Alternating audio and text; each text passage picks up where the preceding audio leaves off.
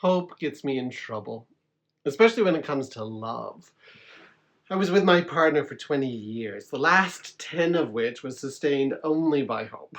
I kept hoping that things would change. He ended it, which was the right call. I couldn't have done that. I was too stubbornly hopeful. A couple of years after that, I had a shorter relationship with a man from Seattle. It was a little sleepless in Seattle moment. Was he perfect? No. Did I ignore all the red flags? Yes. But I was just so overwhelmed with hopefulness. Months and months after ending contact with him, I kept hoping. Some would call me a hopeless romantic or a delusional one. I call it hope.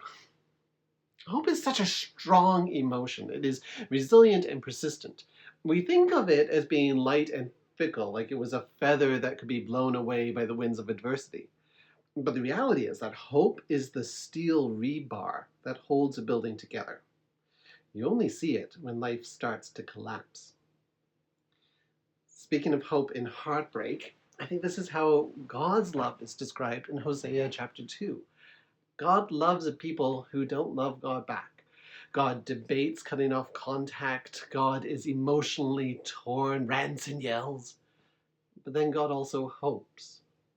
Therefore, God says, I will now allure her and bring her into the wilderness and speak tenderly to her.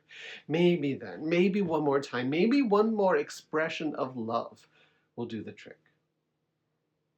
God is relentlessly hopeful about us. You and I individually, but also us as churches and nations. We are quick to give up on ourselves, give up on the chance of healing and peace, give up believing that the world could be better. But God doesn't. God still hopes. If you are in the midst of heartbreak, at the point of despair, I want to point out and celebrate how strong your hope is. It's hope that got you through some of the really dark and difficult times. That's amazing. Now, you should probably stop hoping that your ex will return, but do hold tight to that core of hope inside you. It's a lifeline that will lift you out of the pit you're in. The God who hopes in you has an even better love in store for you. That's where we place our hope, not in men, cowards and cheaters, but in God. Our hope is in God.